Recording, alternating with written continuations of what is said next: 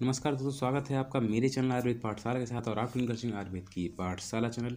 तो जैसा कि हमने इनिशिएट एक चलाया हुआ है फिजियोलॉजी में जो इम्पोर्टेंट टॉपिक्स हैं और जो कि परीक्षा की दृष्टि से इम्पोर्टेंट हैं, उन्हीं के बारे में हम चर्चा करते हैं। तो उसी में एक नेक्स्ट हमने वीडियो ये बनाया हुआ है जिसमें आज हम बताएंगे त्रिगुण और त्रिदोष का परस्पर संबंध।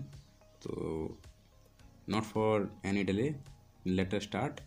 तो उसमें देखते हैं क्या है संबंध त्रिगुण और त्रिदोष और त्रिगुण का परस्पर। अब देखिएगा इसमें क्या लिखा हुआ है, सत्वरज स्तम सत्वरज तमसाम साम्यावस्था प्रकृति। अब देखिए सत्व रज और तम जो है, सत्व रज और तम। अब ये साम्य अवस्था, अगर साम्य अवस्था में रहेंगे तो ये क्या होगा, यही इनकी क्या होगी, प्रकृति। ठीक है। और अब देखिए इसकी हिंदी देखते हैं। तो सत्व रज और तम की साम्यावस्था ही प्रकृति है। मूल प्रकृति को अव्यक्त भी कहते हैं। और यह एक त्रिगुणात्मकता मतलब सत्वरज तम गुणावली होती है। प्रकृति और अव्यक्त के स्वभाव को स्पष्ट करते हुए महर्षि सुश्रुत ने कहा है कि, अब महर्षि सुश्रुत थे भैया, क्या कह गए तो देखते हैं आगे उसको आगे। अब देखिए, सर्वभूताम कार्डम अकार्डम सत्वरज स्तमूल लक्षण अष्टम रूप खिलस्य जगता संभव हेतु अव्यक्तम नाम। ठीक है। सुश्रुत सारी पहला चैप्टर दूसरा श्लोक। अब देखिएगा, कहने का तात्पर्य है कि समस्त भूतों अर्थात अव्यक्त को छोड़कर अन्य 24 तत्व, आपको पता है 25 तत्व जब होते हैं तो गर्भ की उत्पत्ति होती है, उन्हीं में से कौन सा, अव्यक्त छोड़कर। ठीक है, प्रकृति में अव्यक्त छोड़कर तो 24 तत्व हो गए। का आदि कारण एवं स्वयं कारण रहित, जो किसी से भी उत्पन्न नहीं हुआ है, सत्वरज तम के लक्षणों से युक्त अष्टविध रूप संपूर्ण जगत की उत्पत्ति का हेतु अव्यक्त है। जिस प्रकार समुद्र अनेक जीवों यथा मत्स्य कच्छप आदि का अधिष्ठान होता है, उसी प्रकार एक अव्यक्त अनेक क्षेत्रज्ञों का आश्रय होता है। ठीक है, उसी प्रकार अव्यक्त अनेक क्षेत्रों का आश्रय होता है। ठीक है, क्योंकि अव्यक्त है, उसको पता ही नहीं। अब देखिए, इसी शरीर की ज्ञाता को क्षेत्रज्ञ कहते हैं, जो कि ज्ञा आत्मा या पुरुष के लिए प्रयुक्त हुआ है। देखिए, ज्ञा आपको काफ़ी जगह मिलेगा देखने को। ठीक है, ये जो एक तरीके से मतलब ये डिनोट करते हैं। ठीक है, तो ये काफ़ी जगह देखने को मिलता है। अब देखिए, सत्वरज तथा तम स्वभाव से युक्त अव्यक्त के महत्व बुद्धि तत्व और महत से त्रिगुणात्मक अहंकार की उत्पत्ति होती है। अहंकार अभिमान को कहते हैं। जैसे अहंकार किसी को आ गया, अरे गुस्सा हो गया, अभिमान है उसको ज़्यादा, है ना, ऐसे ही बोलते हैं ना। तो उसी प्रकार से ये चीज़ है। अहंकारो अभिमान व्यापार लक्षणम। तो राजस अहंकार सात्विक अहंकार से मिलकर एकादश इंद्रियों की उत्पत्ति होती है। ठीक है, तो उत्पत्ति करता है। और राजस अहंकार की ही सहायता से तामस अहंकार पंच तन्मात्राओं को उत्पन्न करता है। ठीक है, देखिए अभी अगर इसमें नीचे नहीं दिया हुआ तो मैं आपको समझाऊँ, नीचे दिया है साई। और इन तंत्र मात्राओं से 5 महाभूतों की उत्पत्ति होती है। अब देखिए कैसे, देखिए अव्यक्त है, प्रकृति में सत्वरस्तम युक्त साम्यावस्था है। ठीक है, और अव्यक्त। अब देखिए महत जो कि त्रिगुणात्मक होता है, अहंकार आ गया। अब अहंकार आ गया तो हुआ क्या, जब अहंकार आ गया, सत्व और रज जब दोनों मिलते हैं तो क्या होता है, एकादश इंद्रियां बनती हैं। और राजस और तामसिक मिलते हैं तो पंच तन्मात्रा से पंचमहाभूत का निर्माण होता है। यहाँ से आप इस चीज़ को पूरी अच्छी तरह याद कर लीजिए, बहुत इम्पोर्टेंट है, बहुत इम्पोर्टेंट है। ठीक है, तो इसको आप याद कर लीजिएगा।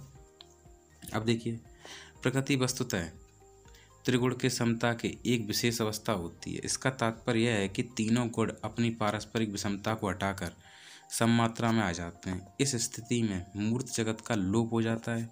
यही चरक के मतानुसार प्रलयावस्था भी है। प्रलय काल में पुरुष अपने इष्ट भावों अष्ट प्रकृति और षोडश विकार से रहित हो जाता है। इस प्रकार अव्यक्त से उत्पत्ति काल में व्यक्त होता है और प्रलयावस्था में व्यक्ति का अव्यक्त हो जाता है। अब देखिएगा, प्रलयावस्था में व्यक्ति का अव्यक्त हो जाता है अब देखिए अगर ये चीज़ साम्य अवस्था, अभी आगे बात की थी, साम्य अवस्था नहीं होगी, अगर बैलेंस स्टेट नहीं होगा तो क्या होगा, कहीं ना कहीं दिक्कत होएगी। ठीक है, तो दिक्कत होगी, क्या आएगा, तूफान आदि जैसे इस तरीके से चीज़ें आएंगी। ठीक है, तो छेड़छाड़ बहुत लोग कर रहे हैं, जैसे कि प्लांट के बारे में है, तो प्लांट का अगर इधर से उधर बहुत ज़्यादा कटाई हो रही है तो उसी काट से कहते हैं कि ये आपदाएँ आ रही हैं, तो ऐसा है ना। तो अगर सब सृष्टि के हिसाब से चलेगा तो कोई दिक्कत नहीं, सृष्टि के हिसाब से नहीं चलेगा दिक्कत होगी। ठीक है, अब देखिए इस सृष्टि में 3 प्रकार के मानस या स्वभाव वाले पुरुषों का वर्णन किया गया है। सतोगुण, रजोगुण, तमोगुण होते हैं। अन्य द्रव्यों के समान मन को भी त्रिगुणी कहा गया है। अब सत्वगुण की बात करते हैं। निर्मल, प्रकाश स्वरूप, निर्विकार होता है, अतः मन को भी निर्मल, ज्ञानवान, विकार रहित कर आनंदपूर्ण कर देता है। अब देखिए गीता में क्या लिखा गया है इसके लिए। तत्र सत्वम निर्मलत्वात् प्रकाशकम न अयम सुख संगेन वदनाति ज्ञान संगेन चागन। सतोगुण प्रधान या सात्विक प्रकृति का व्यक्ति ज्ञान, विज्ञान से संपन्न, काम, क्रोध, लोभ, अहंकार से रहित, ओजस्वी, पवित्र, मैत्री भाव वाला, आस्तिक आदि विशेषताओं से युक्त होता है। उक्त गुणों के आधार पर ही महर्षि चरक ने सात्विक प्रकृति के 7 भेद का उल्लेख किया, यथा जैसे ब्रह्मा, आर्ष, ऐन्द्र, याम, बारुड़, कौबेर, गांधर्व। ठीक है, ये 7 हो गए, 7 भेद। अब देखिए रजोगुण की बात करते हैं। तो रजोगुण होता है रागात्मक अर्थात असात्म्य तृष्णा। आप वीडियो लास्ट तक देखिएगा, आपको एक लास्ट में बहुत इंपॉर्टेंट चीज़ मिलने वाली है। ठीक है, वही चीज़ बहुत इंपॉर्टेंट है। विषयासक्त होता है, यह मनुष्य के कर्म करने हेतु प्रेरित करता है। रजो रागात्मकम विद्धि तृष्णा संग समनुभवन तन्य वदनाति कौन्तेय कर्म संगेन देहिनम।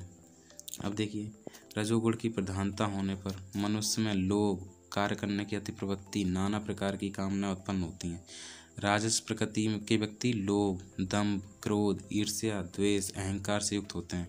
चरक के अनुसार इनके 6 भेद आसुर, राक्षस, पैशाच, सार्प, प्रेत, शाकुन बताए हैं। अब तमोगुण की बात करते हैं। तमोगुण में क्या है, जो तमोगुण की बात करते हैं, यह प्रकृति का जड़ता मूलक भाव है।